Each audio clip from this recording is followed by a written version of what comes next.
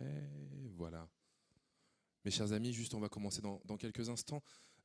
Nous avons la plus grande salle de ces tables rondes, donc on peut être très content, mais du coup vous êtes très éparpillés. Donc, est-ce que je peux demander aux gens qui sont assis au fond de venir se rapprocher, qu'on soit à peu près ensemble, là, sur les premiers rangs, si ça ne vous gêne pas, s'il vous plaît. Je sais que vous êtes bien installés, que maintenant vous avez installé vos sacs et vos blousons juste à côté de vous, mais si vous pouviez vous rapprocher un petit peu de nous. Oui, oui, je vous parle, vous qui êtes au fond là-bas, là. Hein. Ouais, ouais, vous pouvez venir par là. Je vais venir vous chercher sinon. Hein. Oh là là, c'est bien plus simple avec moi. Je peux vous demander juste de vous déplacer, de revenir ici, qu'on n'est pas là. Pardon on se dit que là, on est bien, quoi. Non, ici, à partir d'ici, on est bien. Là, je vous vois pas. J'ai l'impression de... Ben oui, mais pas moi. Moi, j'ai besoin de faire les débats avec les gens, pas avec les ombres des gens. Merci, les camarades, alors. Vous êtes sûrement plus jeunes que moi. Vous pouvez bien faire l'effort de vous déplacer jusqu'ici, qu'on voit vos admirables sourires en bas, que tout le monde en profite. Merci, c'est très gentil.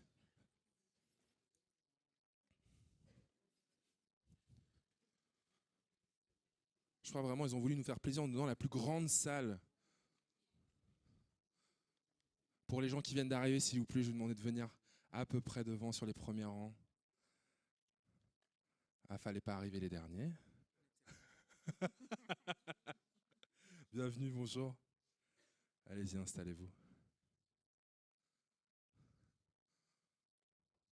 Voilà, même chose pour ce monsieur. Ne restez pas au fond, venez. Approchez-vous par là, monsieur. On se sent moins seul.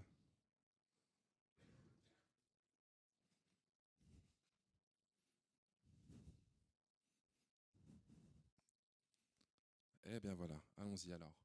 Bienvenue à toutes et à tous.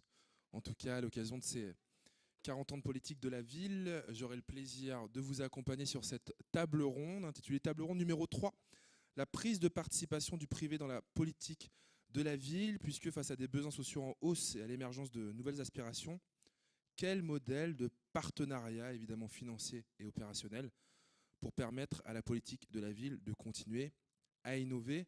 On peut déjà poser un constat, mes amis, la démultiplication des postes de chargés de développement des financements extérieurs dans les collectivités. Vous êtes mieux à même, mieux placé que moi pour le savoir. De plus en plus d'acteurs associatifs qui se tournent vers les financements privés, le mécénat qui gagne en importance du point de vue des montants en jeu, mais on assiste aussi à une diversification des pratiques recouvertes sous ce libellé. Plus pertinent de parler de mécénat avec un S, donc au pluriel. Aujourd'hui, et avec cette tendance lourde aussi, les fondations passaient d'une logique de guichet à la structuration d'une stratégie de mécénat, d'où la notion de partenariat, avec un recours croissant aux appels à projets, mais aussi à des outils de mesure et d'évaluation de l'impact social pour guider les choix stratégiques. Évidemment, plusieurs questions qu'on pourra se poser. Nous avons sollicité l'expertise de grands témoins, d'associations également, du secteur privé aussi, des gens du secteur privé qui pratiquent évidemment ce genre d'expérience et mettent en place ce genre de dispositif. Ils vont venir ici face à vous, mais ce n'est pas un débat statique. Hein. Évidemment, vous allez pouvoir, vous, en tant qu'acteur et actrice, prendre la parole également. On vous passera le micro. Cette demoiselle, c'est quoi ton prénom? Katia est donc chargée de vous passer le micro une fois que vous aurez levé la main. Vous pouvez intervenir quand vous le souhaitez. Mais commençons. On a une petite heure et demie pour essayer de balayer ce sujet. Donc vraiment, n'hésitez pas à prendre la parole. Hein. Vous avez déjà fait l'effort de vous déplacer du fond jusqu'au au devant de la scène et de cette estrade. Donc vraiment, n'hésitez pas à prendre la parole quand vous le souhaitez. Monsieur qui vient d'arriver, monsieur avec les écouteurs et le sac, regarde, je t'ai réservé des places partout. Il y en a partout pour toi devant. Voilà. Ne sois pas trop loin de nous. C'est vrai que là, c'est l'occasion vraiment qu'on soit ensemble et qu'on puisse aussi se dire les choses et faire se balader la parole bien plus facilement. Deux intervenants pour commencer, mes amis. D'abord François Schmitt qui peut nous rejoindre d'ailleurs tout de suite sur cette estrade. Il a structuré l'une des premières cellules mécénat dans une collectivité territoriale. Il est co-auteur d'un guide national du mécénat dans les collectivités territoriales et il connaît bien le sujet. Où tu veux, François, puisque ça fait 20 ans qu'il bosse ardemment le sujet. Bonjour François, installe-toi, je t'en prie, et je peux faire monter sur scène aussi tout de suite quelqu'un sur le process fondation d'entreprise secteur bancaire. Il est le représentant de la fondation Caisse d'épargne Hauts-de-France, Nicolas Delnat, qui vient donc s'installer avec nous et qui seront donc nos premiers intervenants. Comment allez-vous, messieurs?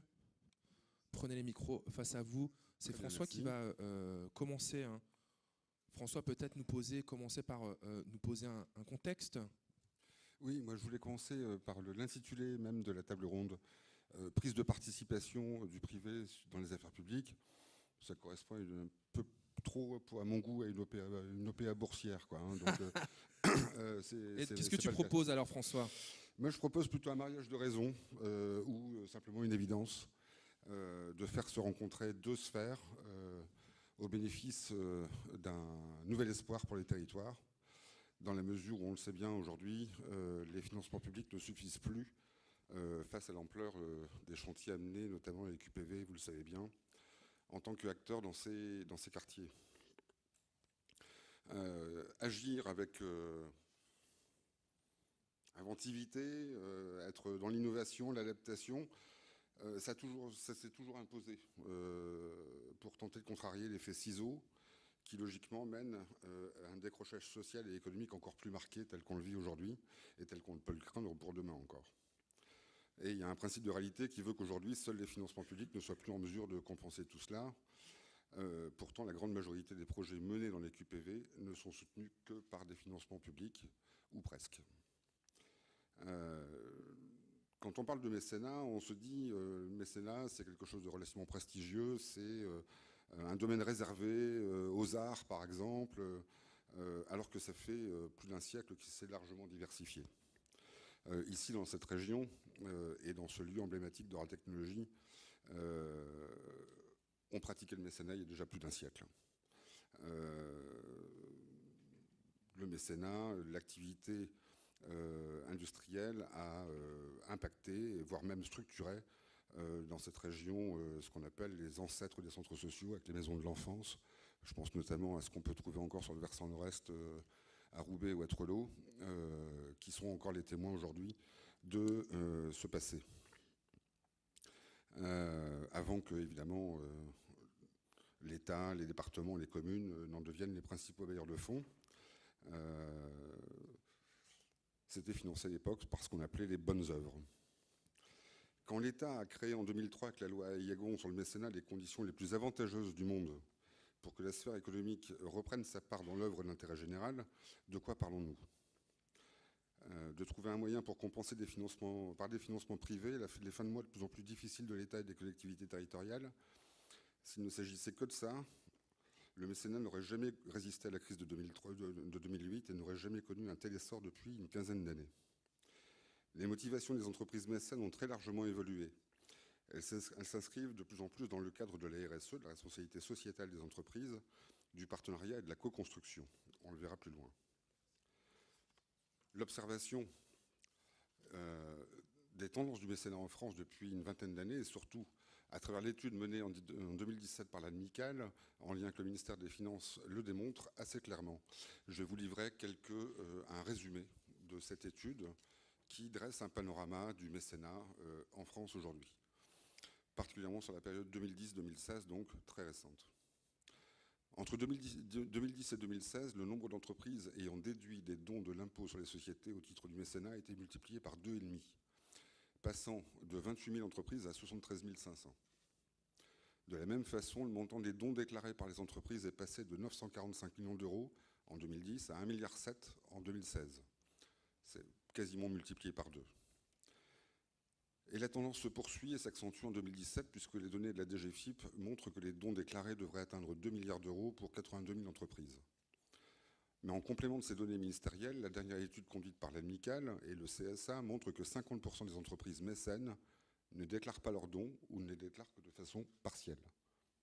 Ça pose un premier élément, une première question sur les motivations même des entreprises à venir participer aux affaires d'intérêt général.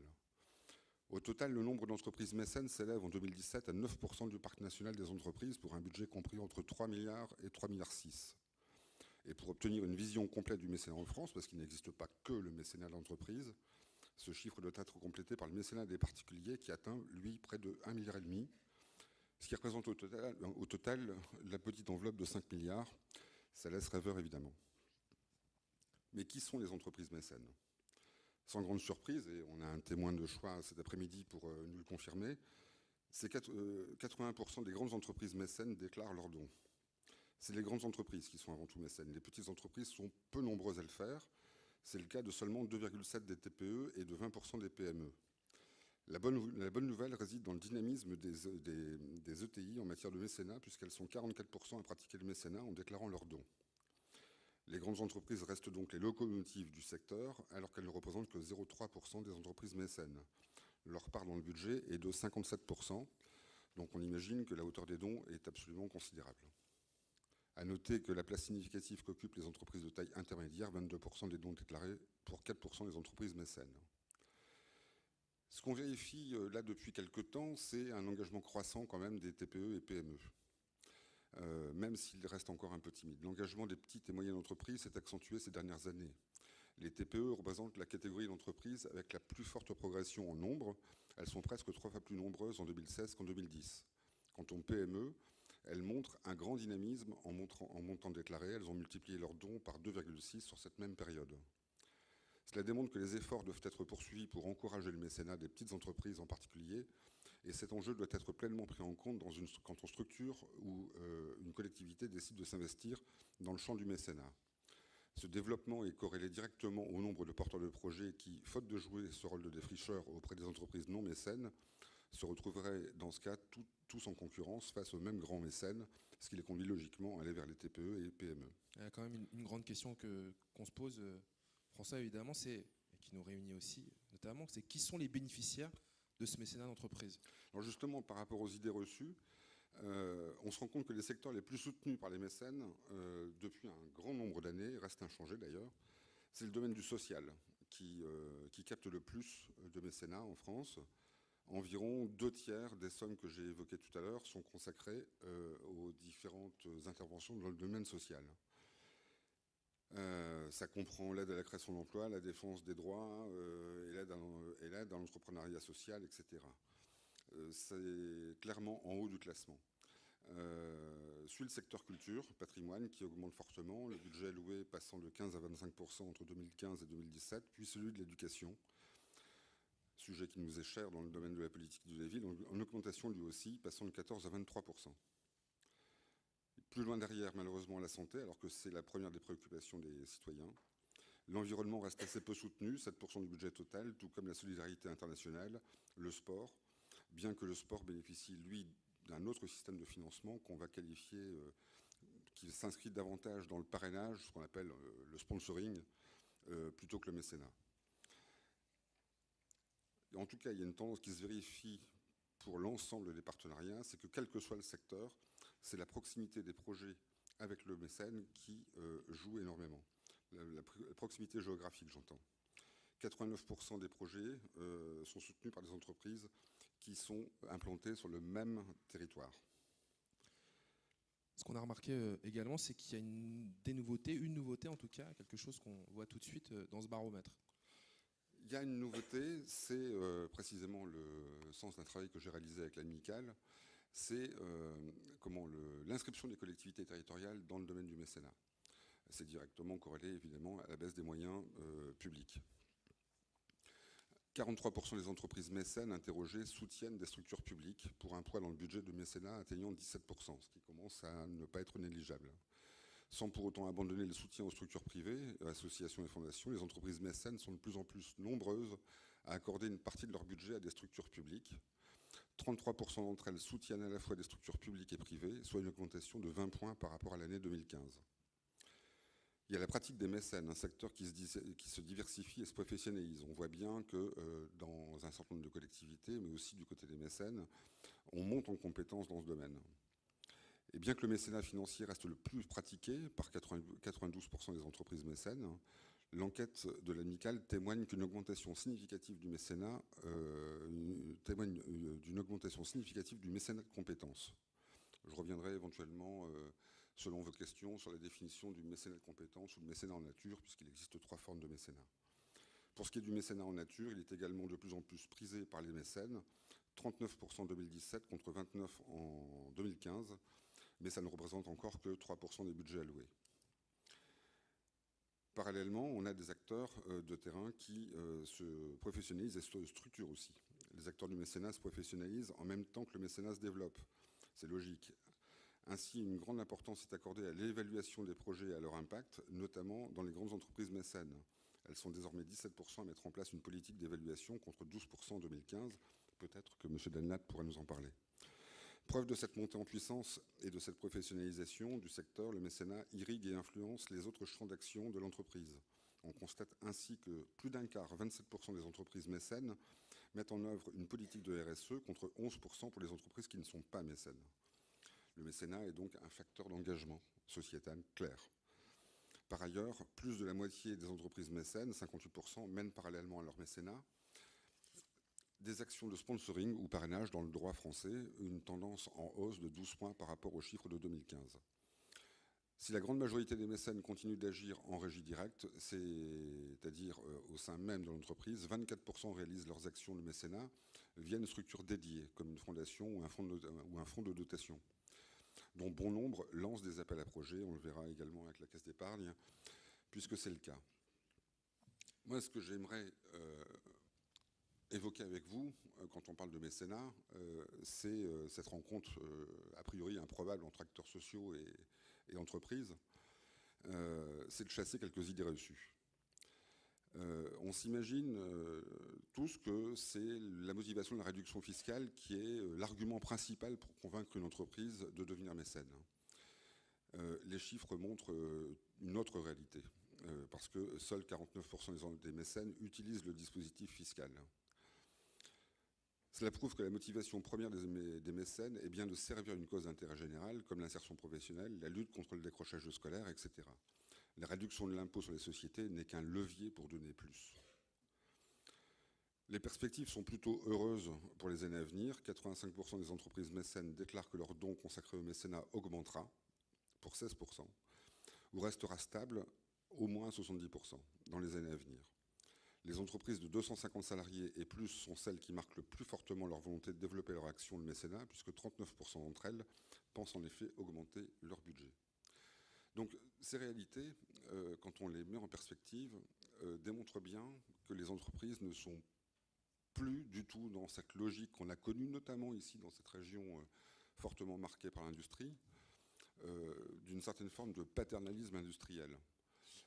On est réellement sur un certain nombre de questions partagées entre acteurs publics et privés. Je reviendrai tout à l'heure sur les conditions de cette rencontre, parce qu'elles semblent justement insuffisamment mises en place pour que ce mariage puisse être heureux. Ce fameux mariage heureux, on va gratter dans les perspectives dans un instant. En tout cas, merci François d'avoir posé ce contexte. À côté de toi se tient Nicolas Delnat. Je rappelle qu'il est le représentant de la Fondation Caisse d'épargne Hauts-de-France. Tout à l'heure, il a fait la chasse aux idées reçues, François, en disant que la réduction fiscale n'était pas le moteur principal des mécènes. Est-ce que c'est vrai, Nicolas ? Alors c'est vrai dans la mesure où chez nous il y a une tradition historique, on a été créé il y a 200 ans et nos fondateurs tout de suite ont voulu à ce qu'on rende au territoire une partie de l'argent qu'on gagnait. Alors ça a pris des formes très variées dans l'histoire, ça a commencé avec les bons de pain que nos administrateurs donnaient aux nécessiteux. Ensuite on a contribué à créer les jardins ouvriers, le mouvement HLM, les bains-douches qui sont aujourd'hui un peu passés de mode. Mais bref, on a créé tout un tas d'institutions sur ce qu'on appelait la fortune personnelle des caisses, c'est-à-dire sur leurs bénéfices. Les caisses n'avaient pas de propriétaire, donc elles pouvaient utiliser pour le territoire l'argent qu'elles gagnaient. Et donc on a accompagné le développement de nos citoyens, enfin l'amélioration des conditions de vie de nos citoyens sur toute la période. On a créé des aubettes à la campagne pour les abribus. Enfin bref, je pourrais vous en raconter comme ça pendant une journée. Et donc, évidemment, tout ça s'est modernisé. Et aujourd'hui, on est dans le cadre d'une fondation. Donc, nous, on a créé une fondation d'entreprise. Et cette fondation d'entreprise Hauts-de-France, elle a toujours sur ses principes. Alors, elle bénéficie du statut fiscal du mécénat que vous avez évoqué. Elle est bien sûr engagée sur son territoire sur le soutien de projets, on va dire globalement, de lutte contre l'exclusion.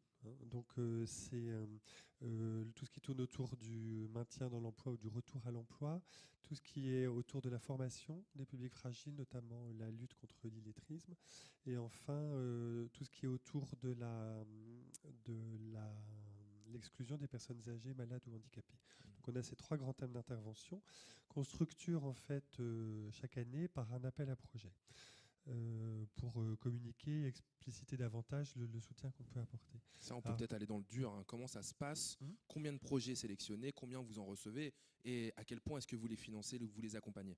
Oui, donc cette année, celui que nous avons lancé, alors il faut savoir que la Caisse d'épargne Hauts-de-France, comme beaucoup d'entreprises, est lancée dans une transformation digitale qui touche l'ensemble des points de la société et qui n'a pas échappé aux collectivités territoriales, puisqu'il y a beaucoup de projets de territoire sur cette problématique qui devient très importante. Donc nous, on a fait le même constat, et donc on a trouvé que c'était une bonne façon d'être utile à notre territoire, tout en matchant avec l'intérêt de nos collègues, collaborateurs de l'entreprise. Donc on a fait le lancement de cet appel à projet dont le thème était « Quelles solutions de proximité face aux enjeux du numérique ?» au mois de mai, si ma mémoire est bonne, à Lens d'ailleurs. Et donc les associations avaient jusqu'au 30... Alors on a communiqué de différentes façons pour le faire connaître, il n'y a pas eu que cette manifestation de lancement. Ensuite, les associations avaient jusqu'au 30 septembre pour remonter leur projet. Nous avons dépouillé 73 dossiers, donc on a reçu, c'est un appel à projet qui a eu un grand succès, on en est ravis.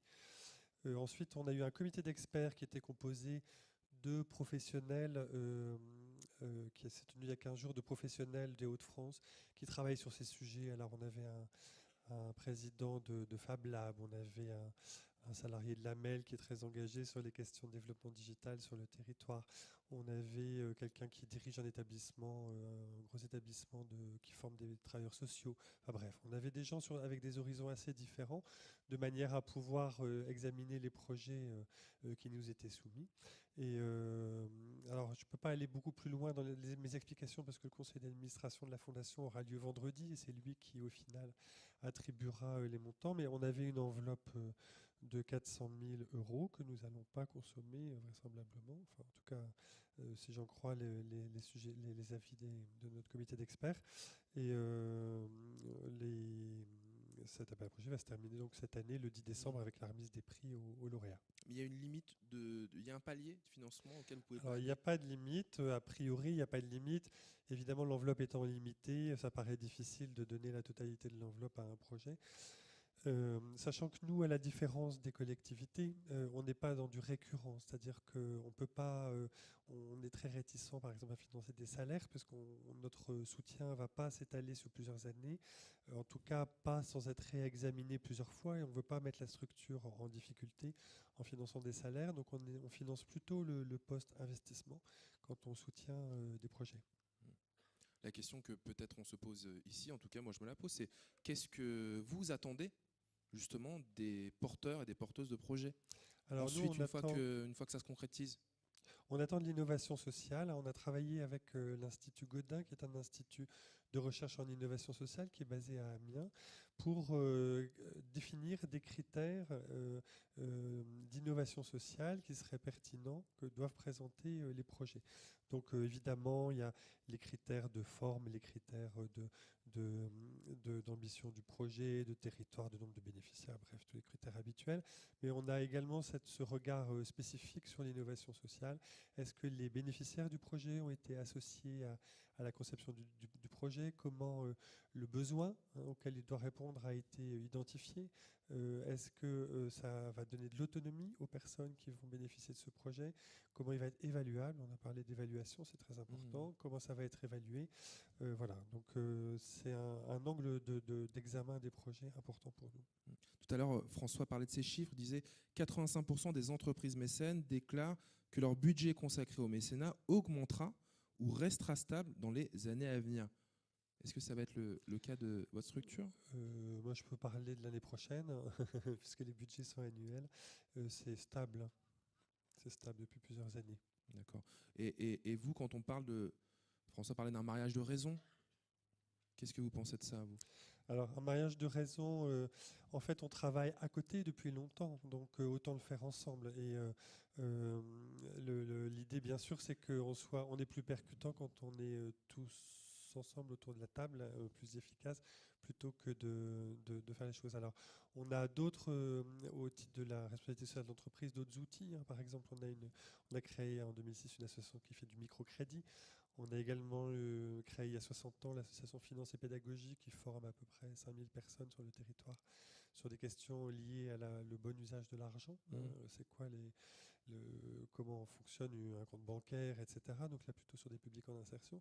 Donc on a différents outils qui nous permettent d'être utiles. Alors, on peut intervenir, on peut imaginer qu'au sein d'une structure qui accueille des personnes une structure d'insertion par le travail, on fasse un microcrédit pour acheter une mobilette à quelqu'un qui veut aller travailler, on puisse aider cette structure à acheter du matériel pour développer son activité par le biais du mécénat, et puis on puisse organiser aussi des ateliers de formation à la gestion du budget, c'est quoi les conséquences d'ouvrir un compte joint, comment fonctionne un crédit en direction des personnes en insertion. Donc je pense qu'on est sur des activités, sur ces activités-là, nous en tant que banque on se sent légitime, hein, sur le crédit on sait faire, sur la formation on a développé en 60 ans une très forte compétence, on est reconnu par l'éducation nationale, hein, donc on a des compétences spécifiques, et puis notre fondation c'est un outil plus financier, mais qui nous permet de mettre autour de la table des partenaires, et donc on ne prétend pas détenir la science infuse, ça n'existe pas, nulle personne. Donc on est plutôt dans la logique du partenariat et d'une construction de projet plutôt que d'un... Donc moi je serais un peu plus optimiste que le mariage de raison. Je pense qu'on a plus de choses à faire ensemble qu'on en fait aujourd'hui. Bon, on verra ce qu'en pense la salle dans quelques instants, puisque ce qui sort aussi du terrain, aussi des associations, des collectifs, c'est que quelquefois il peut y avoir des craintes aussi à travailler avec le privé, mais j'imagine que la salle posera ces questions, où on parlera tout à l'heure. Avant ça, peut-être revenir avec François sur les perspectives. Tu avais commencé à parler de perspectives, peut-être qu'on peut aller encore un petit peu plus loin. Moi, ce qui me semble intéressant à ce stade, c'est d'identifier aujourd'hui pourquoi, finalement, j'ai utilisé ce mot de mariage de raison et pourquoi il y a des raisons d'être optimiste, comme vous le rappeliez. En identifiant les freins qui, aujourd'hui, nous empêchent peut-être d'aller plus loin. Personnellement, j'en ai identifié 3. Il y a d'abord le manque de formation des porteurs de projets qui laissent libre cours aux craintes, voire aux fantasmes d'une perte de maîtrise des projets, et la faiblesse de leurs moyens, notamment personnels, en RH, pour aller à la rencontre des entreprises. Pour l'avoir pratiqué un certain nombre d'années, d'aller à la rencontre des entreprises, et en particulier de celles qui ne sont pas encore mécènes, que je tentais en fait de convaincre de devenir mécène, ça prend énormément de temps. C'est extrêmement chronophage, c'est pas toujours agréable, le taux de réussite est relativement faible, il faut le reconnaître, mais une fois que le partenariat est lancé, que les intérêts des deux côtés sont bien compris et bien posés sur la table, ces partenariats durent. Et c'est ça qui est important, c'est de vérifier en fait, qu'ils puissent s'inscrire dans la durée, au moins sur du moyen terme.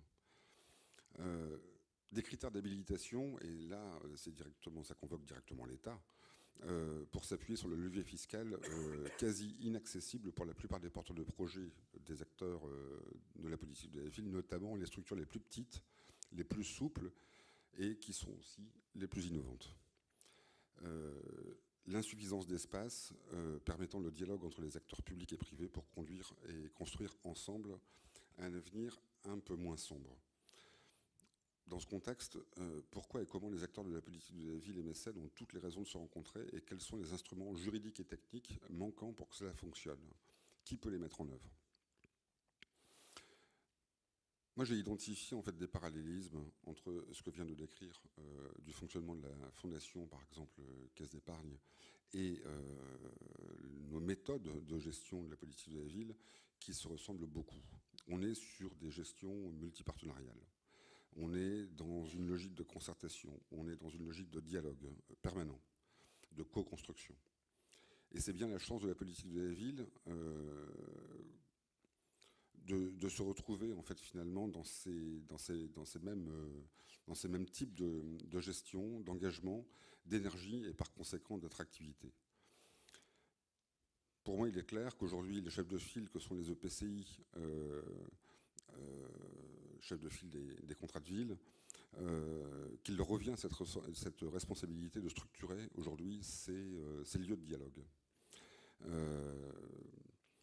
C'est ce qui manque le plus cruellement entre les acteurs publics et privés aujourd'hui. Tout dépend de la stratégie et les moyens mis en place pour que le dialogue soit fructueux, évidemment. Les instruments juridiques existent également. Rien n'empêche les EPCI de se les approprier et d'investir sérieusement dans ce domaine en se dotant de nouvelles compétences, en créant directement des outils comme une fondation ou un fonds de dotation. Je prends l'exemple de Bordeaux, avec sa fondation territoriale Bordeaux Solidaire, qui intervient dans différents domaines, comme l'éducation, l'emploi, la santé, le logement ou encore l'accès au numérique. Sa gouvernance n'est d'ailleurs pas sans rappeler la gestion des contrats de ville, aux côtés des partenaires institutionnels, ville, CAF, département, la ville évidemment.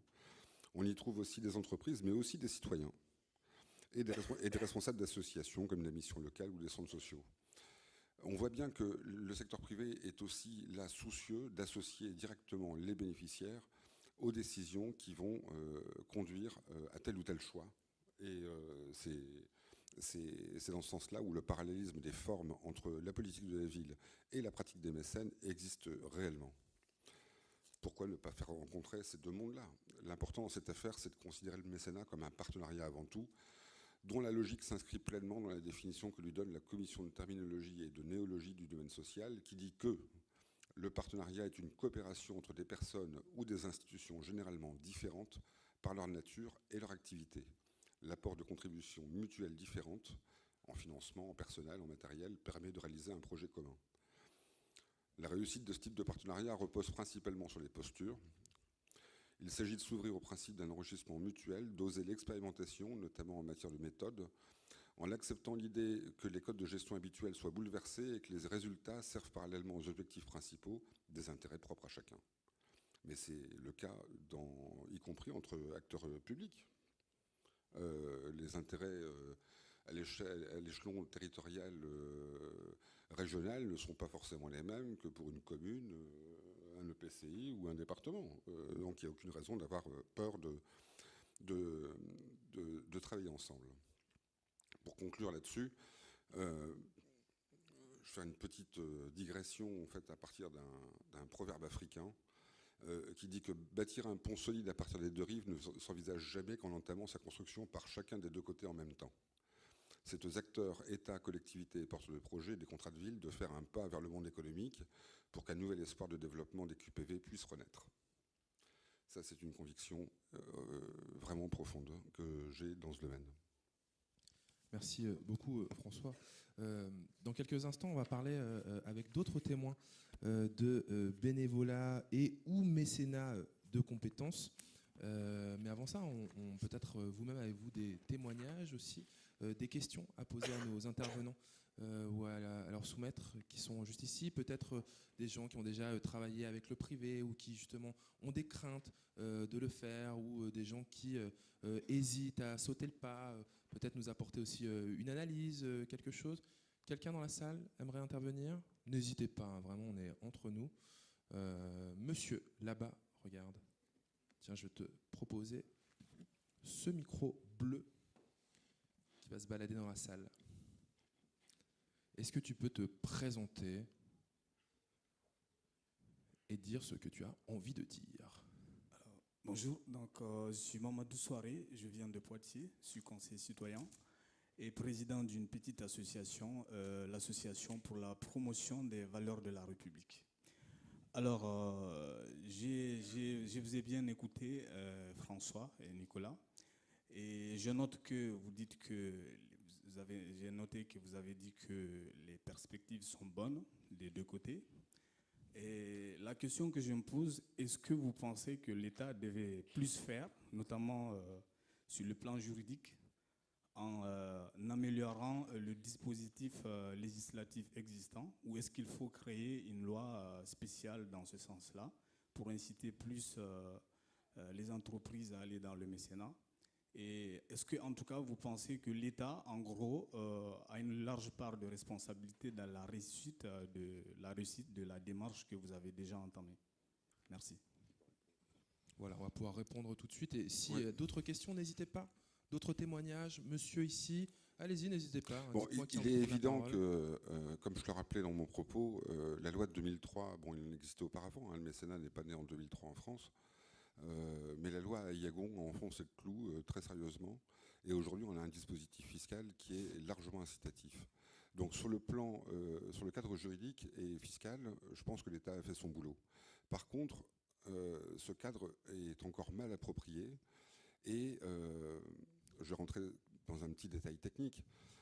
Pour qu'une association puisse se substituer au service des impôts, puisqu'il s'agit de ça, hein, quand elle perçoit du mécénat, elle délivre un reçu de dons aux œuvres et d'une certaine façon, elle fait le boulot d'une reconnaissance de déduction fiscale à la place du service des impôts, donc il faut qu'elle soit habilitée par le service des impôts. C'est ce qu'on appelle la procédure de rescrit fiscal. Il faut qu'elle obéisse à un certain nombre de critères. Ces critères sont quasi inatteignables aujourd'hui pour les petites associations. C'est la raison pour laquelle il me semble que les collectivités peuvent jouer de façon importante dans cette partie en créant un outil au milieu des deux, et notamment connecté avec la programmation des contrats de ville. C'est-à-dire que si effectivement un EPCI crée une fondation ou simplement accueille du mécénat en se mettant bien d'accord avec ses partenaires que les fonds seront attribués au regard de la qualité et de l'objet de certains projets figurant dans la programmation des contrats de ville, ça ouvre les perspectives de financement au titre du mécénat, y compris pour les toutes petites associations, y compris pour les toutes petites sommes.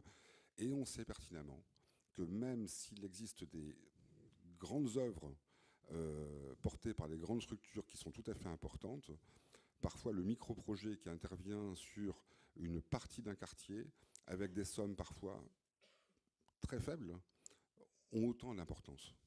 Et c'est ces projets-là aujourd'hui qui sont quasiment inaccessibles aux mécènes parce que ces structures n'ont pas les moyens de structurer clairement un dossier ou d'engager des démarches, d'aller négocier avec des entreprises parce que ça prend du temps, ça réclame une certaine technique, c'est aussi un vocabulaire, une attitude, une posture qui ne font pas partie des codes aujourd'hui clairement des porteurs de projets, pour la plupart en tout cas, et notamment les plus petits. Par contre, le rôle des EPCI qui serait de se positionner entre les deux pour faciliter le dialogue, pour moi aujourd'hui, me semble extrêmement important. Merci François. Donc comment, pour résumer, aujourd'hui on a tous les instruments, on a toute la palette des instruments. Simplement, on ne les a pas connectés ensemble. Regarde François, j'ai une... EPCI, établissement public de coopération intercommunale. Donc c'est les communautés urbaines, les communautés de communes. C'est par exemple ici, l'organisateur avec le CGET de ces journées, c'est la MEL, la métropole européenne de Lille. N'hésitez pas évidemment à lever la main, on vous passe le micro, poser une question, apporter un témoignage. Monsieur, juste avant, il y aura monsieur juste derrière. Ouais, moi je suis enseignant et président d'une association donc basée dans des quartiers en difficulté. Bon, où ça À Lille et à Roubaix. Alors, s'agissant du mécénat, je pense que en France, on n'a pas encore, comme les pays anglo-saxons, rentré dans cette mouvance-là du mécénat. Regardez par exemple Bill Gates, ce qu'il fait avec sa fondation en Afrique et tout ça. On n'est pas encore arrivé à ce stade. Alors, moi, le problème que je me pose, c'est qu'au niveau des petites associations qui n'ont pas suffisamment de moyens, souvent, pour rédiger d'abord le projet, c'est extrêmement difficile. Moi, j'en ai fait l'expérience. J'avais demandé quelque chose à la Banque de France, mais ça n'a pas abouti. Alors finalement, on a l'impression que les fondations se tournent plutôt vers les structures qui ont suffisamment de moyens, qui ont tout à leur disposition pour faire les choses. Et alors, moi, ce que je demande actuellement pour votre fondation, quels sont vraiment les critères précis? C'est une association implantée dans des quartiers en difficulté qui a peu de moyens. ou bien c'est une association bien structurée qui a suffisamment de moyens et de notoriété. Bon, C'est ça vrai. que, voilà. On résume la question, est-ce que les petites structures sont mises de côté sur les appels à projets? Ou est-ce que tout le monde part sur la même ligne de départ à égalité? Tout le monde part sur la même ligne de départ. Quand on lance les choses en mai et qu'on dit vous c'est fin septembre pour présenter le projet, ça laisse quand même du temps normalement, y compris aux petites structures, pour se structurer et s'organiser pour répondre, surtout que la période de vacances est quelquefois propice à la rédaction d'un dossier qui fait 4 pages. Donc normalement, ça doit être gérable. Ça, c'est la première chose. La deuxième, c'est qu'on accorde des dons de 1 000 euros. C'est déjà 1 000 euros. C'est pas du tout un problème pour nous. Il ne faut pas imaginer qu'on finance des projets tous les jours à 50 000 euros ou à 100 000 euros. On en est très loin. Donc, on soutient des projets très locaux. Nous, notre souhait en tant que... Alors, on est une banque régionale, implantée depuis longtemps. On n'a pas de solution pour partir en Belgique ou en Grande-Bretagne ou aux États-Unis si ça se passe mal ici. Nous, notre territoire, c'est les Hauts-de-France. Donc, on est là pour que le territoire des Hauts-de-France aille bien. C'est notre objectif aussi dans notre action. Et donc, la Fondation, elle soutient, y compris... Alors, on est attentif à être présent sur l'ensemble du territoire, parce qu'effectivement, dans les grandes métropoles, ont plus de fédérations ou d'associations capables et plus structurées de faire. Donc on est attentif à être présent aussi sur le milieu rural et sur l'ensemble du territoire. Donc bien sûr, un petit projet peut être soutenu. Juste un petit mot, peut-être ça peut éclairer certaines personnes. Vous ne financez pas les postes, évidemment, dans les associations, ça je comprends très bien, mais vous savez que maintenant, en période de contrainte, même ceux qui ont des emplois aidés sont tenus à offrir une formation à leurs salariés. Et alors que ces employeurs, vous savez très bien qu'aujourd'hui, quand on recrute un PEC, l'État rembourse 45%, 55% c'est pour l'association. Bon, quand on a un adulte relais également, on est tenu à le former. Et dans ces cas-là, est-ce que ce n'est pas des formations qui coûtent cher, c'est environ 500 euros, 1000 euros par an. Est-ce que dans ces cas-là, votre fondation peut financer ne serait-ce que la formation de l'adulte relais? Parce qu'une fois qu'on quitte la structure, il faut bien ouvrir des perspectives d'avenir, c'est-à-dire trouver un emploi. Je vous réponds non, puisqu'on ne finance pas de fonctionnement. Donc là, typiquement, on est sur de l'accompagnement du salarié, et ça, on ne va pas faire. On ne va pas faire parce qu'on ne pourra pas le faire durablement. Au moins, c'est clair, mais peut-être pour aller dans le même sens du propos précédent, est-ce qu'il y a un guichet d'accueil pour savoir où accompagner les personnes qui voudraient justement se renseigner sur l'appel à projet, savoir comment le remplir? Est-ce qu'on remplit tous les critères? Là, c'est vraiment quelque chose de très pratique, quoi. Alors, il n'y a pas de guichet d'accueil parce qu'il en faudrait sur l'ensemble du territoire, donc c'est un peu compliqué. On a la chance d'avoir, je ne sais même plus combien d'agences sur le territoire des Hauts-de-France. On a également des téléphones. Moi, j'ai une équipe de 5 personnes qui répond aux associations sur ces sujets. Et puis, on a également 480 administrateurs, donc qui sont élus par nos clients sociétaires, puisque la Caisse d'épargne appartient intégralement à ses clients sociétaires. Et ces élus sur l'ensemble du territoire sont des relais aussi pour les associations et peuvent faire du soutien localement. C'est entendu. Monsieur, je vous en prie. Bonjour, Jean-Pierre Motte, directeur du Synapse 3i. Donc, moi, je souhaiterais témoigner plutôt.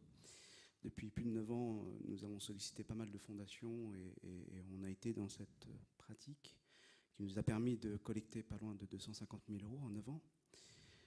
Ça a permis d'avoir un vrai impact social et économique par rapport à notre structure. Auprès de combien de fondations, pardon? 250 000 euros, 9 ans. On a eu la fondation, à peu près une dizaine. On a eu une dizaine de fondations. Free, la fondation Orange, la fondation Caisse d'épargne. Je remercie M. Delnet qui nous a toujours accompagnés depuis ces 9 dernières années sur la partie numérique, mais aussi sur la partie insertion professionnelle, puisqu'on a 3 secteurs d'activité en fait. On a le secteur numérique. Depuis 2009, on a mis un concept assez innovant socialement, puisqu'on va non seulement initier et former les personnes qui sont éloignées des TIC, mais on leur permet aussi d'obtenir un ordinateur suite à leur initiation ou leur formation.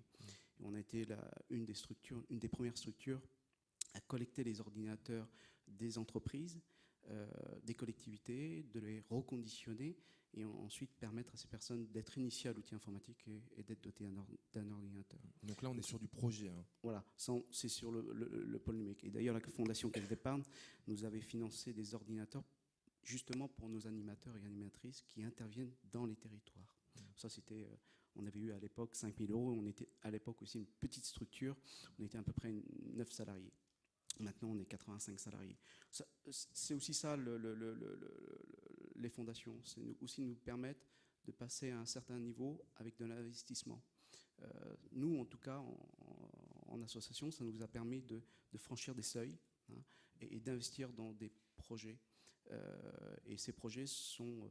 Alors, on a la chance, bien sûr, nous, de ne pas vivre que de subventions. Hein, on est autour de 75% de subventions et 25% de prestations. Et donc, on a des marges de manœuvre. Et donc, du coup, on essaie d'investir. Hein, on investit tout ce qu'on peut avoir au niveau des fondations et au niveau, bien sûr, de nos prestations. Voilà. Mais alors, comment est-ce que vous considérez les rapports que vous avez avec le privé, par exemple? Qu'est-ce que c'est? Est-ce que ce sont des partenaires? Est-ce que ce sont des financeurs, j'allais presque dire, presque des actionnaires, des Moi, gens je qui pense faut plutôt rendre des des comptes? partenaires. Je vais prendre un simple exemple d'un chef d'entreprise qui est sur Amiens, qui m'a donné 5 000 € de mécénat. Et actuellement, c'est aussi un client. Donc voilà, on conçoit le partenariat ensemble, parce qu'on a fait des travaux effectivement au sein de sa société, dans le cadre de la menuiserie, de notre atelier d'insertion menuiserie. Il nous a fait travailler. Bon, on n'était pas le seul menuisier, hein, il a fait aussi appel à des artisans. Et du coup, il y a une relation de partenariat qui se crée. C'est pas que du donnant-donnant. C'est pas je te donne 5 000 balles et tu me fais ça. Non, on crée un partenariat, on crée au final des emplois aussi grâce à ce type de chefs d'entreprise qui ont une fibre sociale et qui ont envie de travailler avec le monde associatif. Vous savez, parfois, ces chefs d'entreprise ont une vision un peu négative du monde associatif et du coup, on essaye de changer cette vision-là. Nous, on travaille actuellement, par exemple, pour l'aéronautique. À Albert, on fait des flycases qui sont partis à Atlanta. On a fait des flycases pour des Falcon, des tableaux de bord de Falcon, donc pour Dassault Systèmes. Ça a été difficile de taper à leur porte et leur dire ouais, on a des compétences et on a envie de travailler pour vous, quoi. Dans un premier temps, ils nous regardent et ils se disent bon, on va peut-être tester un peu et puis on va voir ce qu'ils font comme boulot. Et quand ils voient la qualité du travail, du coup, on enclenche une autre relation en fait. C'est entendu. Donc plutôt un témoignage positif, hein. Monsieur et monsieur, est-ce qu'on peut passer la parole ici? Tiens, regarde. Juste là, ou peut-être que tu as la voix qui porte. Alors attends, le micro arrive. Il est ici. Et ensuite, ça ira en haut là-bas, avec monsieur qui lève la main. Regarde, hop, là-bas. Levez la main, monsieur. Voilà. Vas-y. Sébastien Cavit, je suis responsable développement pour une association lilloise. D'abord, une remarque, j'ai été vraiment surpris du peu on a eu recours à du mécénat d'entreprise et j'ai été très surpris du peu de publicité faite autour du projet réalisé. Autour du projet réalisé. Effectivement, je m'attendais, en plus de la défiscalisation, à ce qu'il y ait de la publicité qui soit faite. Et curieusement, pas du tout. Donc ça vient vraiment corroborer votre propos sur un investissement qui est autre que celui de travailler sur l'image de marque de l'entreprise. Je sens une pointe de déception. Ah, pas du tout. Ah non, non, pas du tout. Non, non, j'ai vraiment été surpris. Enfin, donc plus rassuré, quoi. C'est une surprise. Ouais, d'abord, c'est effectivement quelque chose de l'ordre de la rassurance. Et puis, on parlait aussi parfois de l'incompréhension entre le secteur associatif et le secteur de l'entreprise. Il y a souvent une peur aussi dans le mécénat ou dans l'investissement privé qui consisterait à envisager que l'État se désengage d'un certain nombre de ses responsabilités. Or, c'est plutôt un point de vigilance à avoir et quand j'entends qu'on finance plus l'investissement que les postes salariés, c'est un point de vigilance qui me paraît important, de sorte à ce que l'État, contrairement au modèle anglo-saxon, continue de prendre ses responsabilités.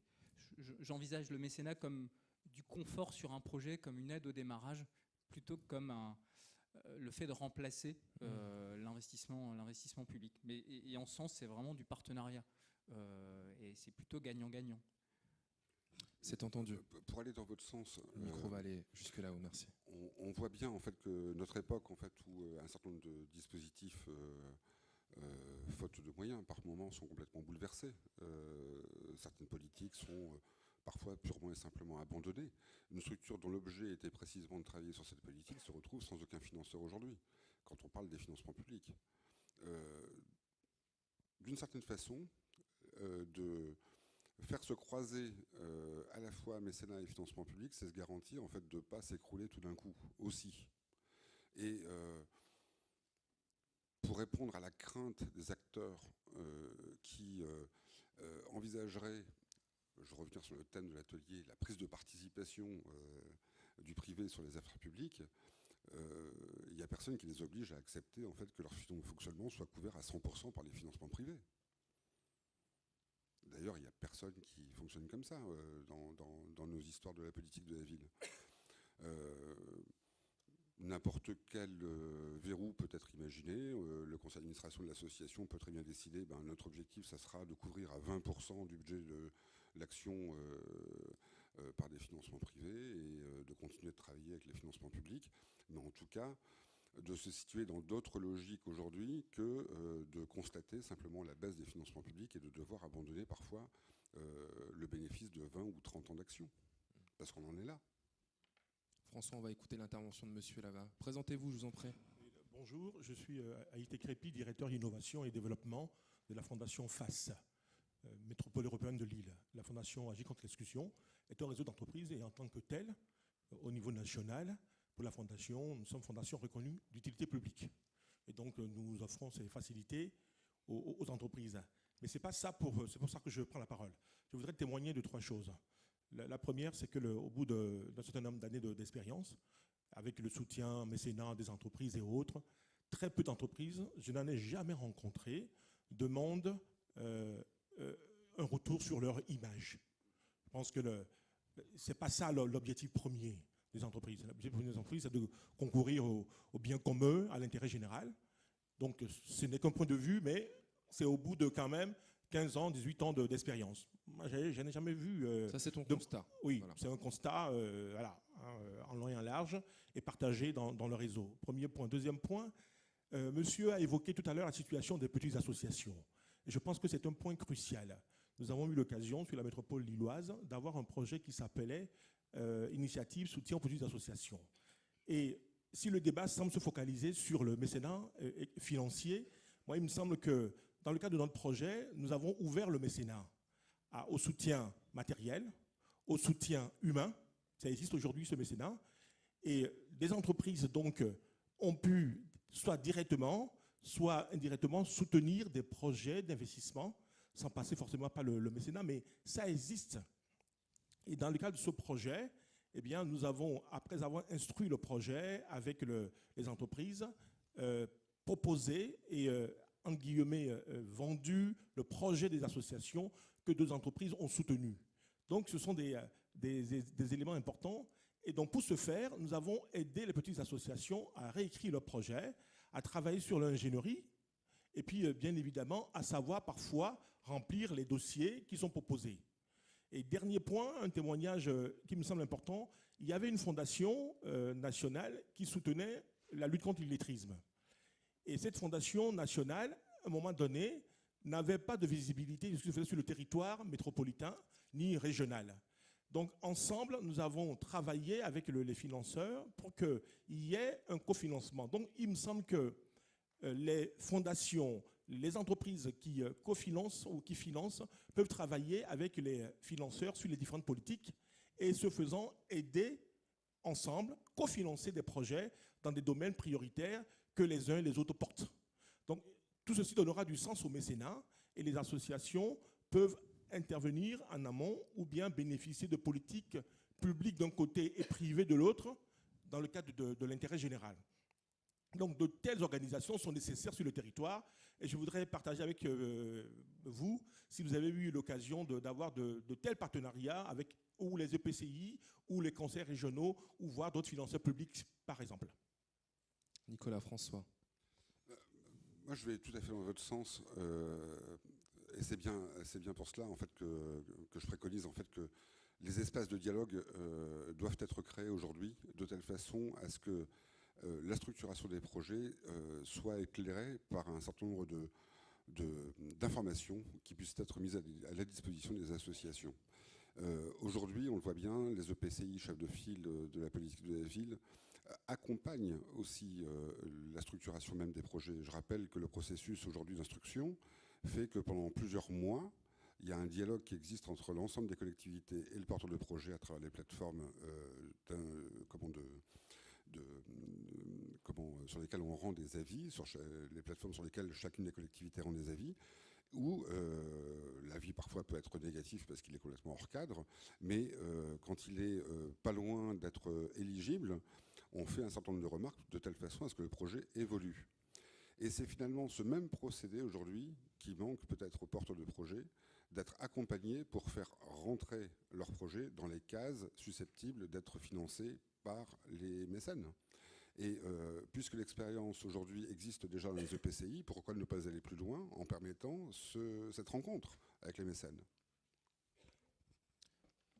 Moi, j'ai déjà participé à des manifestations qui étaient organisées. Alors, je pense à celle qui était organisée à Amiens, mais il y en a eu une autre, le Valenciennois, à laquelle un de mes collaborateurs a participé, où en fait, c'était une sorte de speed dating, on va dire, hein, entre les associations et puis les fondations. Alors, il y en avait 7 ou 8, je crois, à Amiens, dans mon souvenir, il y a 2 ans.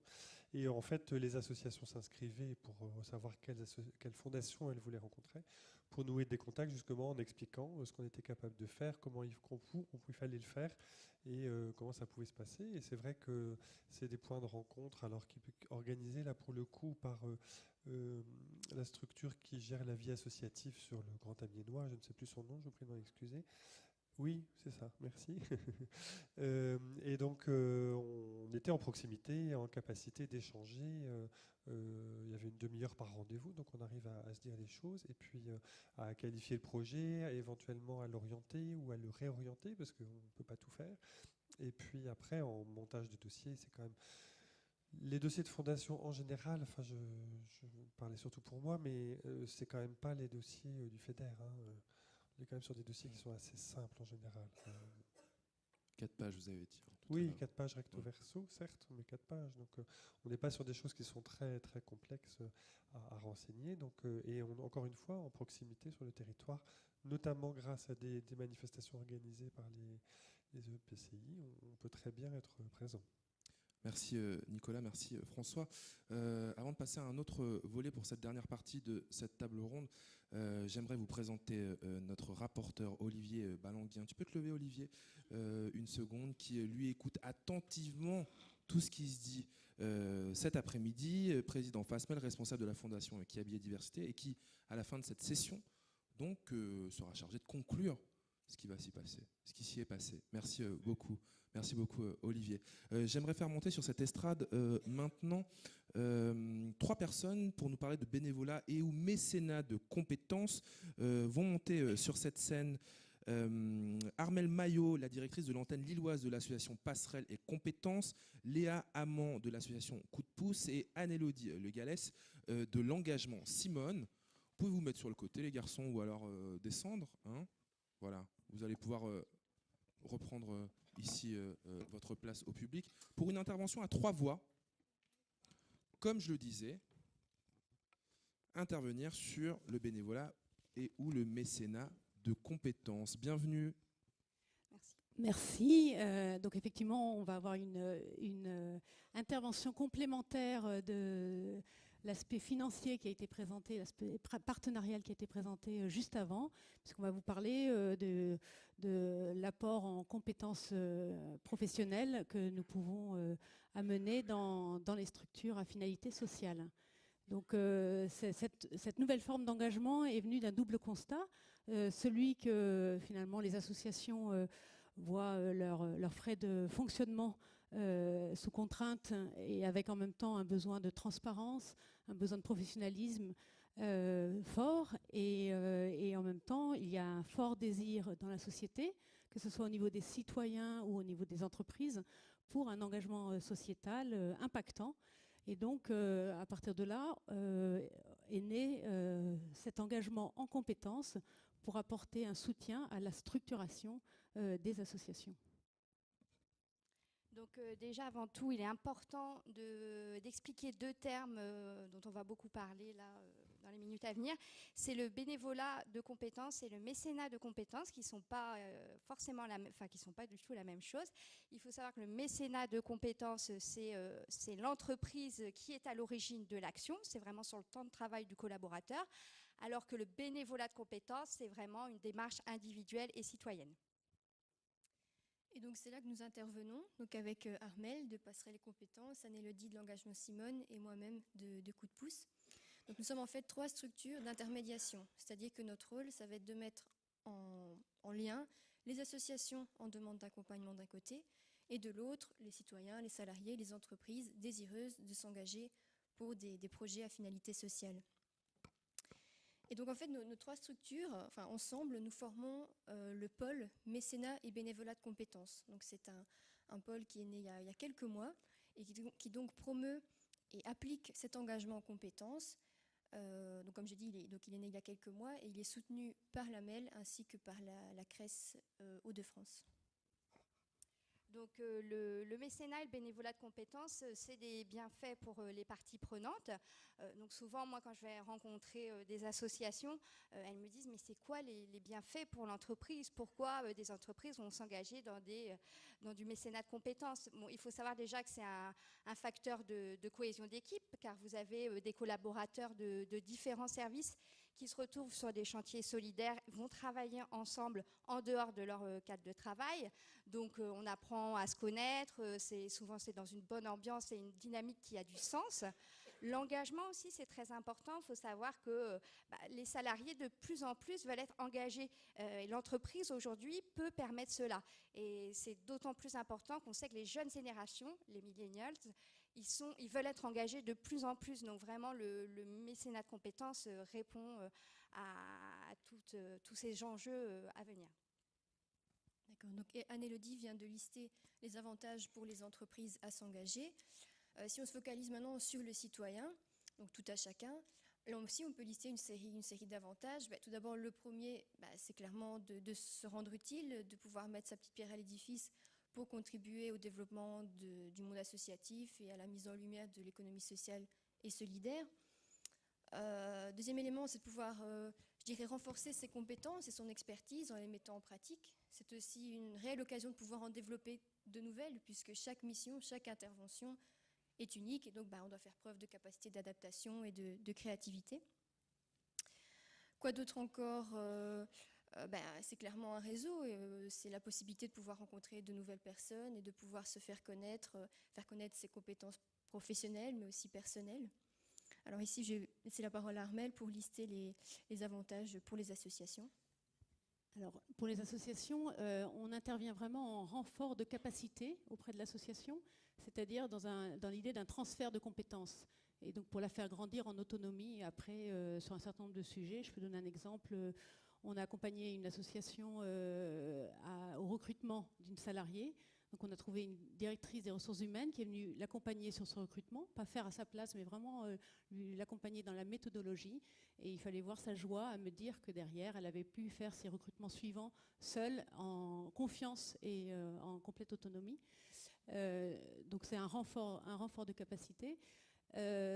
L'apport d'un regard extérieur, c'est aussi se laisser un peu déranger et aussi s'obliger à rendre des comptes et à finalement évaluer la situation de façon assez lucide et globale. Et du coup, parfois, ça amène l'association à prendre des décisions plus rapidement.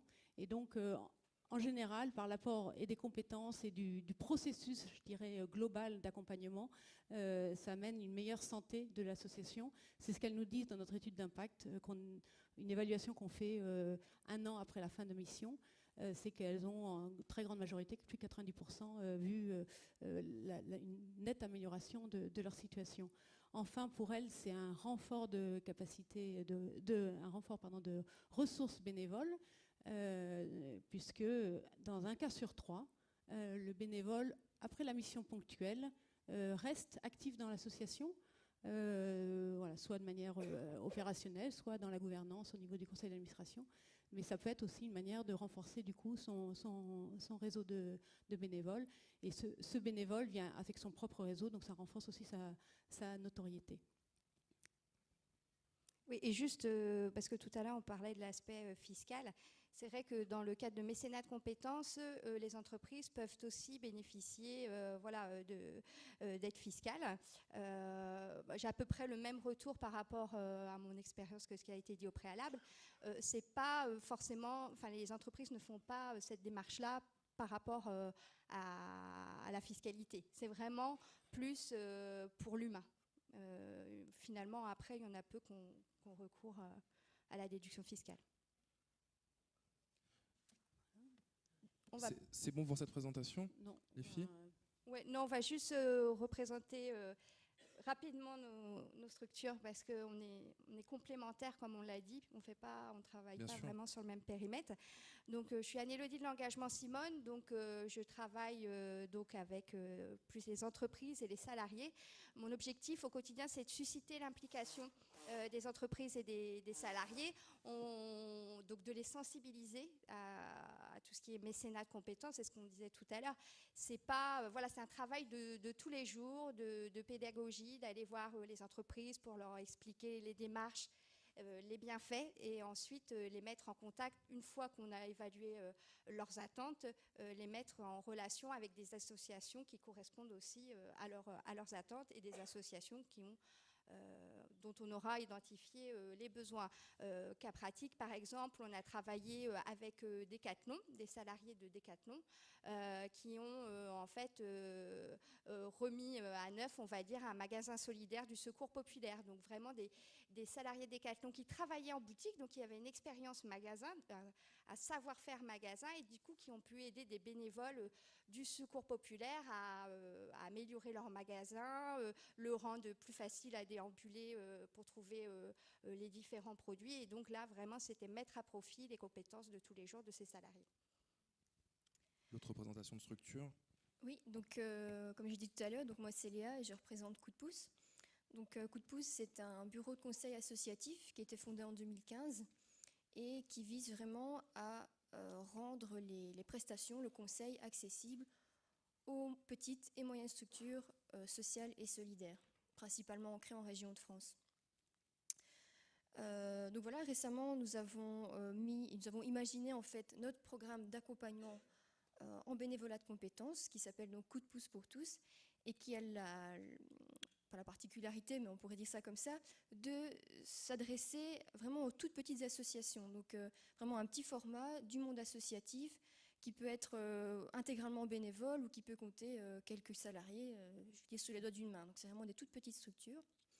Et donc voilà, depuis le début, on a formé une trentaine de ce qu'on appelle de consultants volontaires qui donc suivent une formation préalable et qui ensuite ont la possibilité de se positionner sur l'une ou l'autre mission selon leurs envies, selon leurs compétences et selon leurs desiderata. Voilà. Et enfin Armelle. Donc moi je suis responsable de l'antenne du Nord de Passerelle et Compétences. On est une association nationale, on existe dans 23 villes en France. Peut-être que certains d'entre vous connaissent votre correspondant local, sinon je me ferai plaisir de vous donner ses coordonnées. Et nous avons vraiment l'ambition de mettre le bénévolat et la solidarité au cœur de la société en permettant à tout citoyen de mobiliser ses talents et ses compétences professionnelles au service de projets de solidarité.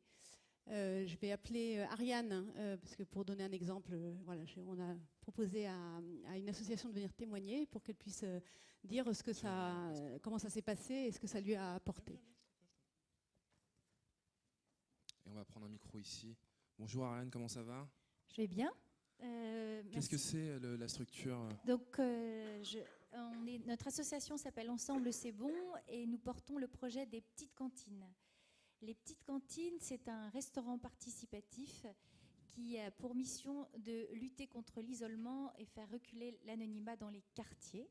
Ça existe à Lyon déjà depuis 3 ans et nous sommes 3 porteuses de projets en fait sur la métropole lilloise. Et on a ouvert là le 2 octobre à Croix. Et notre volonté, c'est d'ouvrir d'autres petites cantines sur la métropole. Alors être porteuse de projet, c'est mener une véritable aventure entrepreneuriale et qui demande beaucoup de compétences. On est 3 femmes à 3 profils très différents et très complémentaires. Mais il nous manquait des cerveaux, en fait. Et donc, on a fait appel à Passerelle et Compétences, notamment au niveau juridique, et qui nous ont aidés pour les constitutions de nos statuts, pour nous aider à relire des contrats. Et c'était très important, à savoir que c'est des compétences qui nous sont amenées ponctuellement et qui ne remplacent personne, en fait. Et en fait, c'était très, très bénéfique pour nous. Voilà. Ce que je voulais dire aussi, c'est que vous parliez de porteurs de projets et tout à l'heure de financement.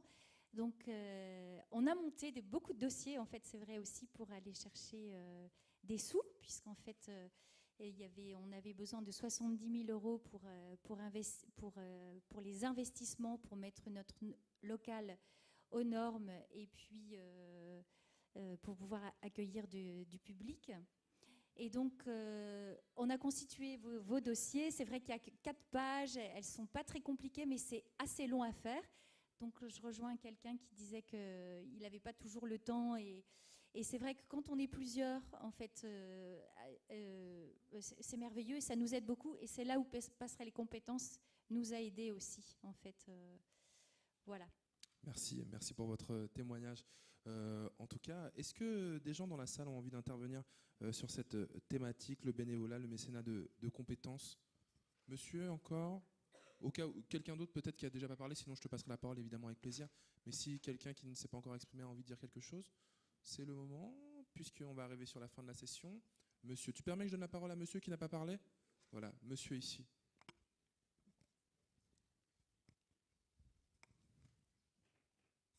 Merci, en plus je vais faire vite.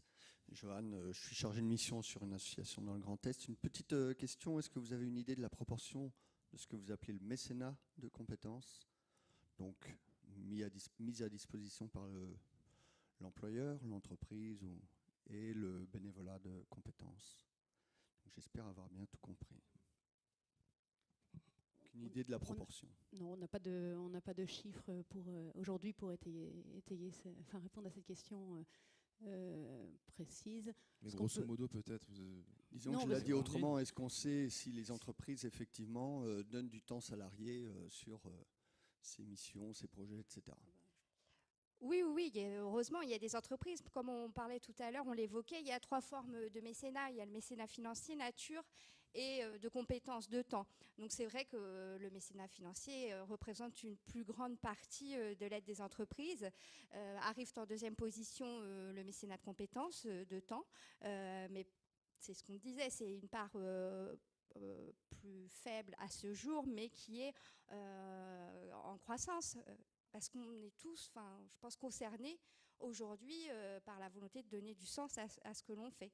Donc ça représente vraiment une part moins importante, mais en progression. Alors, François et puis Madame ensuite. Je vais apporter juste un petit complément à votre réponse. Le mécénat de compétences aujourd'hui représente à peu près 25% de l'ensemble de l'engagement des entreprises. Il ne représentait que 12% il y a 10 ans. Donc c'est en train de monter effectivement en puissance. Madame, et puis ensuite tu auras... Alors, pardon, juste... Ok, d'accord. Oh, très bien, ça se réveille. Le mécénat de nature, si on peut répondre rapidement. C'est du don en nature de matériaux, par exemple, ou d'ordinateurs, des choses que, par exemple, les entreprises peut-être ne se servent plus et du coup qui peuvent avoir une seconde vie et être utiles pour des associations. Je vais venir voir Madame Justice qui avait demandé la parole juste avant toi, mais je t'en prie. Merci. Bonjour, donc je suis Colette Maron, animatrice nationale à l'Union nationale des points d'information médiation et multiservices. C'était pour répondre à monsieur un exemple. Je suis la preuve vivante d'une mécène de compétences et donc je suis issue de la Poste. Et en fait, donc la Poste, une entreprise 420 000 salariés, on est 30 mécénat de compétences sur le plan national. Voilà, c'est un exemple. Je peux également citer la Fondation Orange, qui a un gros plan de temps partiel senior et qui, du coup, pour les personnes qui sont en fin de vie active, peuvent mettre les 3 dernières années à disposition d'une association en mécénat de compétences. Bonjour, merci. Je m'appelle Julie Devalon, je suis chargée de mission politique de la ville à Nantes Métropole. Merci beaucoup pour cette journée, parce que c'est bien d'avoir des éclairages d'autres régions, ça apporte toujours, c'est très riche. Moi j'avais juste une question sur me dire, mais en fait on est aujourd'hui sur innovation et politique de la ville. Est-ce que ce soit à la caisse d'épargne ou au travers de votre pôle, pardon j'ai perdu le nom, pôle mécénat et bénévolat des compétences, les entreprises, vous relevez une sensibilité pour agir dans les quartiers prioritaires? Parce que c'est vrai que vous avez relevé, monsieur, qu'un des premiers axes quand même pour agir sur le mécénat, c'est la proximité géographique. Dans les quartiers, il y a moins d'entreprises qu'ailleurs, il y a moins de grosses entreprises. Donc c'est de se dire aussi quel rôle vous pouvez apporter, enfin, par exemple, je ne sais pas, dans l'appel à projet de la Caisse d'épargne, c'est quoi le pourcentage des actions des quartiers politiques de la ville? Est-ce qu'il y a un objectif là-dessus? Et puis nous, je dis nous avec un grand nous, pas très joli d'ailleurs, mais enfin un peu personnalisant, mais les collectivités locales, quel rôle on aurait à jouer aussi là-dessus? Parce que c'est vrai que, par exemple, voilà, enfin, c'est ma question. Est-ce qu'il y a une sensibilité des entreprises pour agir vraiment dans les quartiers politiques de la ville? Est-ce que vous activez ça? Et puis nous, quel pourrait être notre rôle aussi en tant que collectivité là-dessus? Donc nous, effectivement, en plus, c'est les quartiers en difficulté présentent moins de projets, hein, parce qu'il n'y a pas forcément les forces vives pour mettre en place des projets. Nous, on ne soutient des projets que quand il y a un public cible en situation d'exclusion. Et donc, on a réglé le problème en disant quartier prioritaire de la ville, c'est un public en situation d'exclusion. Donc, tout projet porté au sein d'un quartier prioritaire de la ville peut être éligible puisqu'on considère que sa population est en situation d'exclusion. Donc on a réglé une partie, enfin on a enlevé un gros frein en fait à l'examen de projets, et ça a été une façon pour nous d'accorder un bonus, c'est peut-être pas la bonne façon, mais d'ouvrir largement la possibilité d'intervenir dans les quartiers prioritaires de la ville.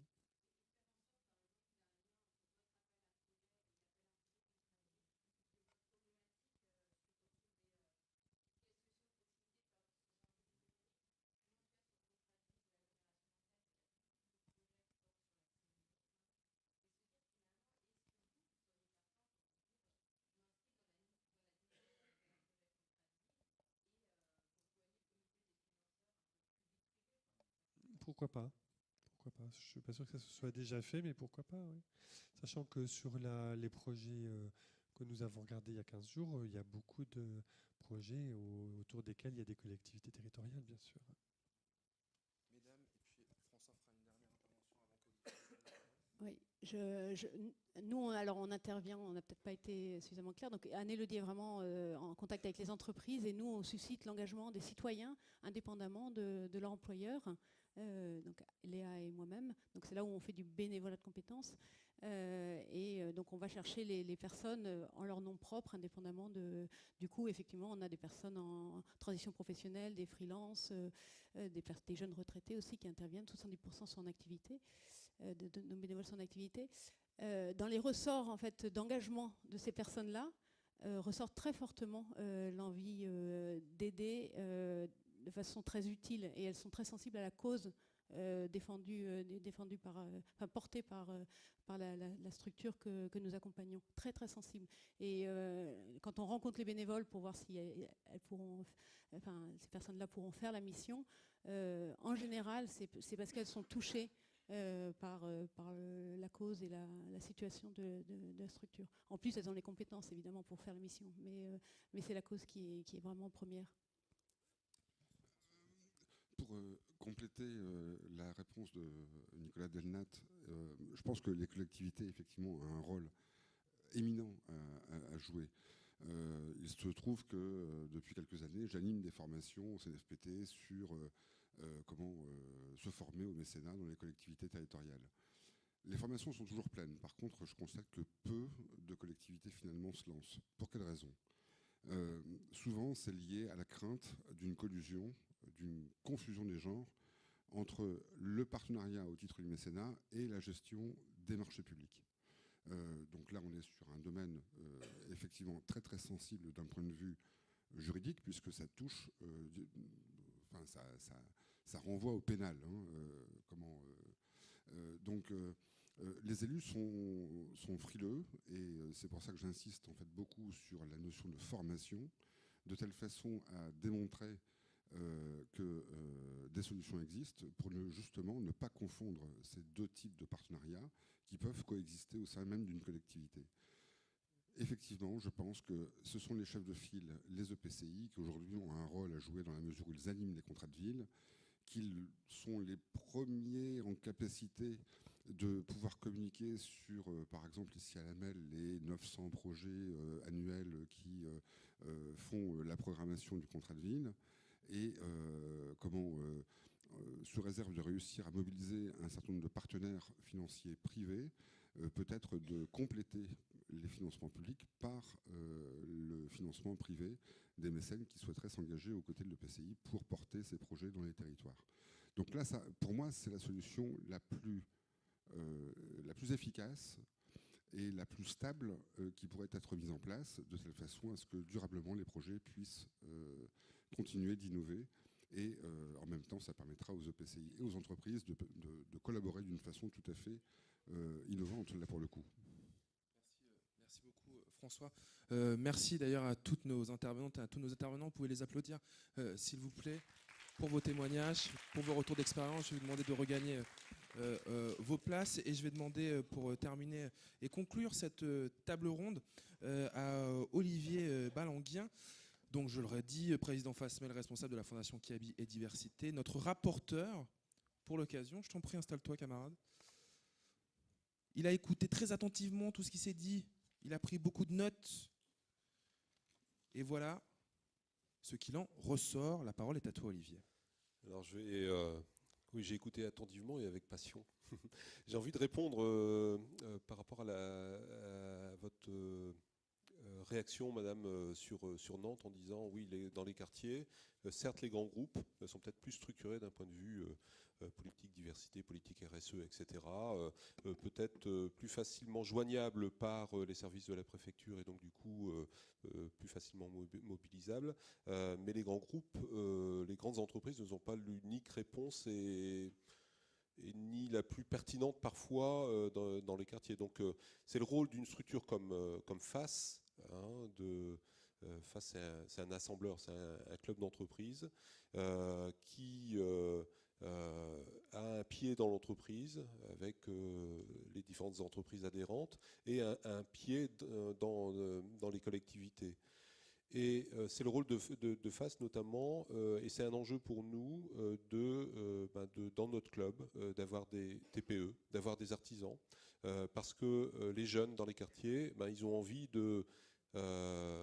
peut-être de travailler dans une entreprise comme contrôleur de gestion, peut-être de travailler dans un magasin, mais ils ont peut-être aussi envie, c'est peut-être aussi des artisans, c'est peut-être aussi des créateurs d'entreprises en puissance, et ça, le réseau des TPE, on en a besoin.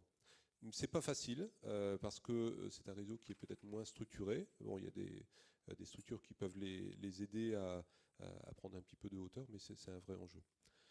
Alors, grand témoin. Oui, donc je fais l'effet miroir. Déjà, merci pour ces échanges, parce que j'ai passé un agréable moment. J'ai envie de commencer en introduction par juste 2 mots. Envie et entreprendre. Il y a une question qui est venue souvent, c'est mais pourquoi diable les entreprises font du mécénat? Je pense que l'État, quand il a mis en place cette politique de fiscalité, se disait ça va, effectivement, ça a été incitateur, il ne faut pas le cacher, c'est un des objectifs, mais ça va être le principal levier. Pour moi, il est tout autre. Je prends un petit exemple, cette fois chez Kiabi. En 2010, on fait un exercice de vision d'entreprise. On était à l'époque 8000, maintenant on est 10 500. On a posé à l'ensemble des collaborateurs dans le monde dans quelle entreprise ils rêveraient de travailler à horizon 2020 à l'époque. 2010, pour ceux qui suivent l'actualité économique et notamment dans notre métier, le textile, c'est juste avant 2011. Et 2011, c'est la crise et notre modèle économique est tombé par terre. N'empêche que juste avant, on pose la question. Les collaborateurs disent, nous, on rêve de travailler dans une entreprise qui est implantée partout dans le monde, qui est, je vais caricaturer, les plus beaux, les plus forts, les champions de la mode, etc. Ça, on aimerait bien.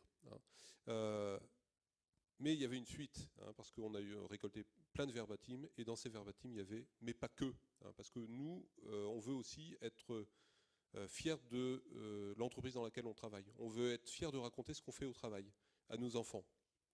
Et on veut aussi, puisqu'on est, donc c'est une entreprise de distribution, donc il y a plus de 500 magasins dans le monde, on veut aussi être des acteurs à l'échelle locale. Le deuxième mot, c'est entreprendre. Je crois que c'est Ariane, ton prénom, tu le citais. Oui, et entreprendre, je le mets en avant, pas parce que ça fait penser à entreprise, non, parce qu'entreprendre, c'est peut-être ce qu'il y a de plus, c'est le plus beau moteur, en fait, pour tout le monde. Entreprendre, en plus, ça marche, qu'on travaille dans une entreprise, qu'on travaille dans une collectivité, j'ai pas retenu le terme de l'acronyme que tu citais, François, qu'on travaille dans une association, ou qu'on vive dans un quartier. On a envie et besoin pour s'assouvir d'entreprendre. En gros, ce qui était là cet après-midi, c'était un petit peu la rencontre des mondes. Un petit peu comme si des mondes s'étaient construits. Le monde des collectivités, de l'État, le monde des entreprises, le monde des associations, et pendant un temps avaient avancé ensemble.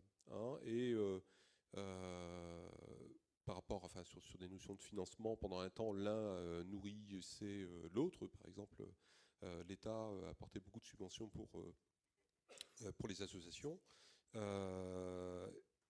Et les entreprises faisaient leur activité économique et avançaient de leur côté, et puis construisaient leur stratégie. Ce monde, il est en train de se casser la figure. Et pour partie, déjà, il n'existe plus. Sauf que, ça c'est le principe de l'éducation, on a besoin, en fait, ensemble, de faire peut-être dans la mobilité, on parle de la notion de dernier kilomètre, de faire ensemble le dernier kilomètre. Des structures comme les vôtres, qui, peut-être que votre premier rôle, c'est de traduire les vocabulaires. Elles sont très importantes. Je me suis rendu compte en tant que collaborateur, je reviens sur la notion d'envie. À un moment, le fait d'entreprendre, ça m'a tellement donné envie que j'ai proposé dans mon entreprise de développer l'intrapreneuriat. Et j'ai développé un projet de social business ici dans la métropole lilloise. Et mon rêve, c'était de co-construire avec une association, l'association Pacte 59 des épiceries solidaires, une mairie, la mairie de M, et mes collègues donc de l'entreprise qui habite, de co-construire un magasin, un social business, dont l'activité économique allait permettre aux habitants d'un quartier prioritaire de mieux vivre. Ça, c'est toujours le rêve, et c'est toujours l'ambition. Mais je me rends compte aussi que ici ou là, j'avais par exemple une réunion ce matin avec l'association. On a besoin de faire un chemin ensemble. Et puis il y a un autre mot que j'ai envie d'ajouter, c'est la notion de confiance, de construire ensemble, et de ne pas se dire aussi oui, non, mais là, vous êtes en train de jouer sur le terrain de l'emploi dans les quartiers, c'est le rôle de Pôle emploi, où nous, on a des budgets, c'est nous qui faisons. Vous avez l'air de dire qu'on ne fait pas bien notre travail. Donc il y a une notion de collaboration vraiment à mettre en place.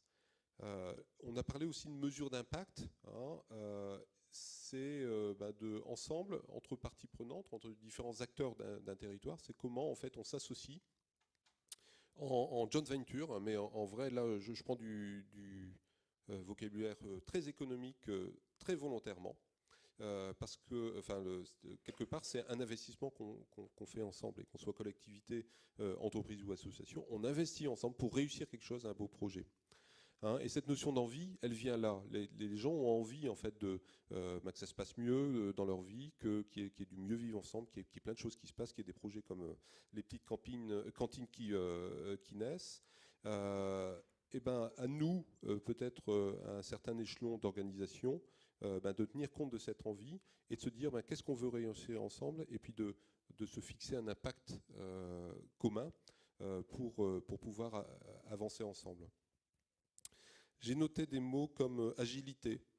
J'ai noté des mots aussi comme occasion d'apprendre. Je crois que dans l'enquête de François, que j'ai lu tout à fait par hasard hier en préparant, à un moment il est dit que de 2010 à 2016, tu l'as dit tout à l'heure, le nombre d'entreprises en fait, qui ont fait du mécénat a été multiplié par 2,5 et en montant c'est plus x2. Je disais tout à l'heure que 2010-2011 c'est la crise. C'est quoi ce truc? D'un côté il y a une économie qui va plutôt en s'écoulant, et d'un autre côté on est plus généreux. Donc ça veut bien dire que cette envie elle est là.